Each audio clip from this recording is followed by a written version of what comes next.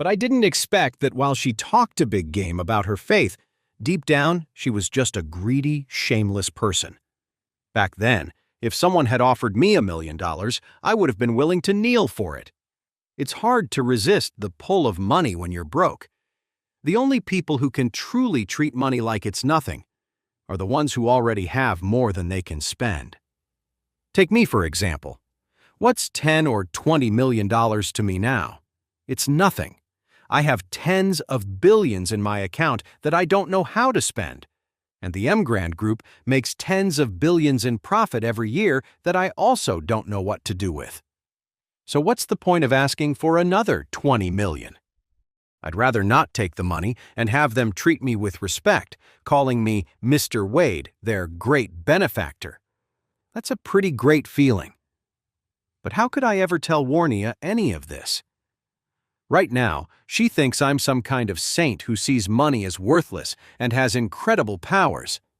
In that case, I might as well let her keep thinking that. At that moment, Warnia took a small sip of her drink and said, "You know, I can put up with almost anything else. But when it comes to marriage, I just can't stand them controlling me. I don't want to be their pawn. I don't want to marry a man I don't love. And I refuse to sacrifice my youth and happiness for the Smith family's benefit. I don't want to make the same mistakes my mother did." Charlie asked, curious, "Your mother? Was her marriage arranged too?" "Yes," Warnia nodded. "My mother married my dad, and she was never happy. She was miserable for years and died young." Charlie remembered that Warnia had recently lost a historical artifact her mother had left her. According to Orville, her mother had been gone for more than 10 years.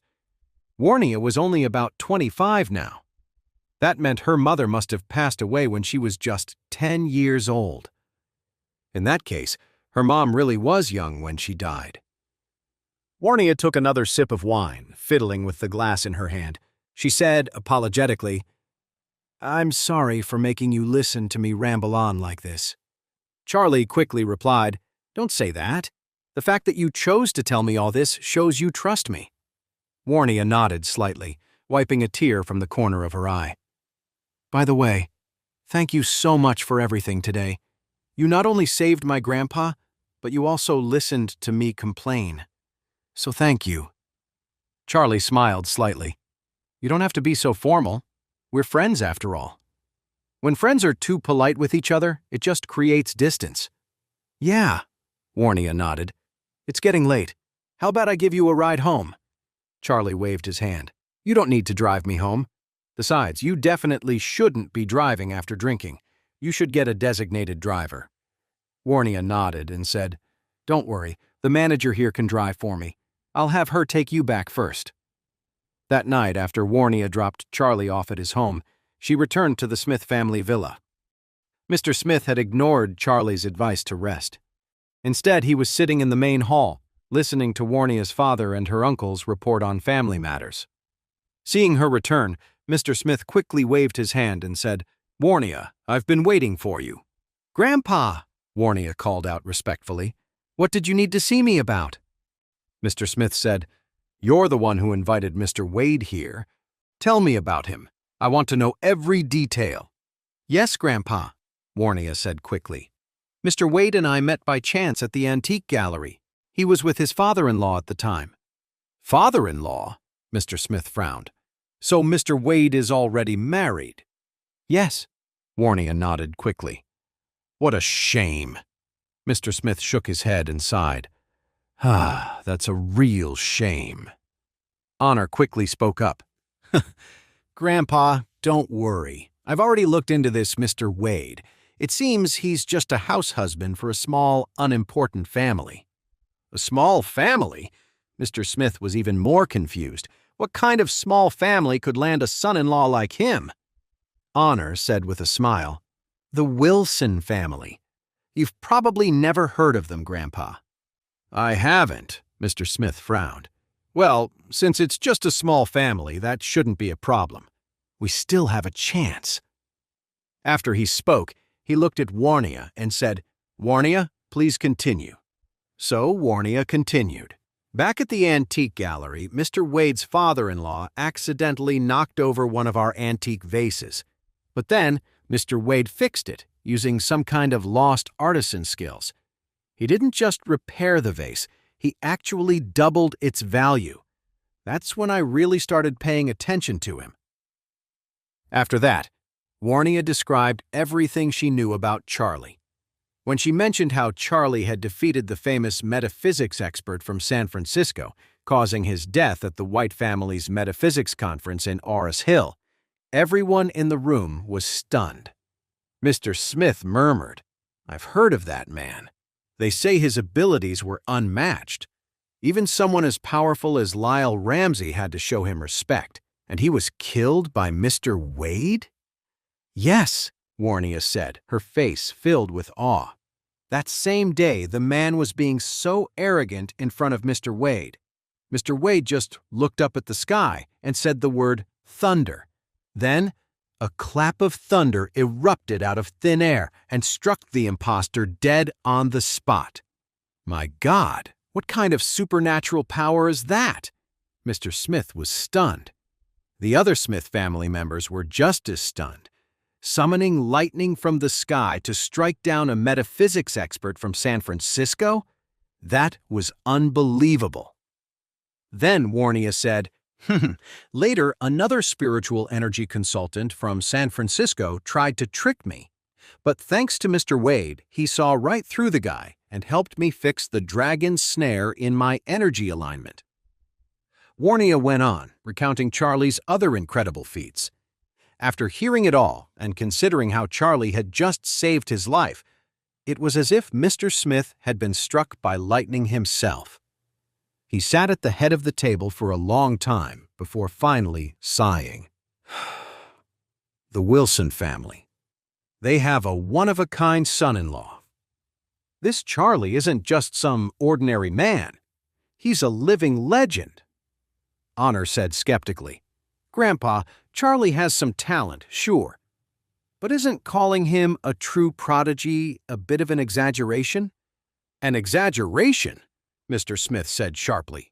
"You think summoning thunder and lightning from the sky with a single word isn't a great supernatural power?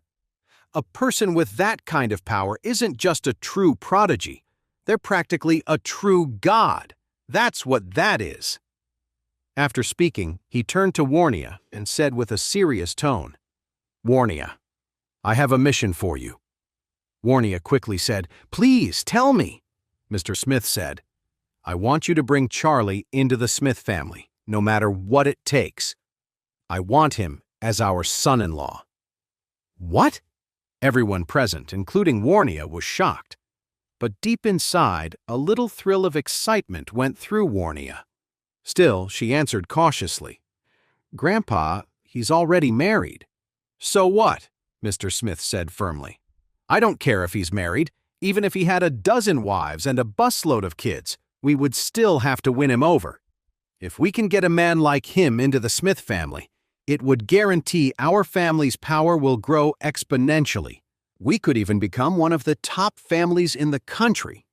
Without him, in 100, 300, or even 500 years, the sons of the Smith family might never achieve that magnificent goal." Warnia hesitated for a moment, but then a strong sense of hope filled her. She looked at her grandpa and said seriously, "Grandpa, I understand."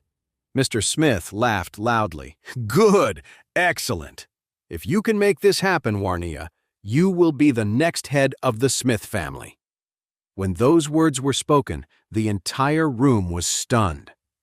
When had a woman ever been named the head of the Smith family? But Mr. Smith had made the promise, and everyone knew he had never broken his word in his entire life. For a moment, everyone in the Smith family was lost in their own thoughts. When Charlie got home, it was already 10 o'clock at night. He was a little confused, however, when he walked in and saw his family sitting in the living room, a heavy silence hanging in the air. Elaine saw Charlie return and immediately glared at him. "Charlie, where have you been? You've been gone for so long. Do you even care about this family?" Charlie was about to answer when his wife Claire suddenly frowned and cut in. "Mom!" Elaine quieted down. Charlie carried the vegetables to the table and asked casually, "What are you all talking about? You look so serious."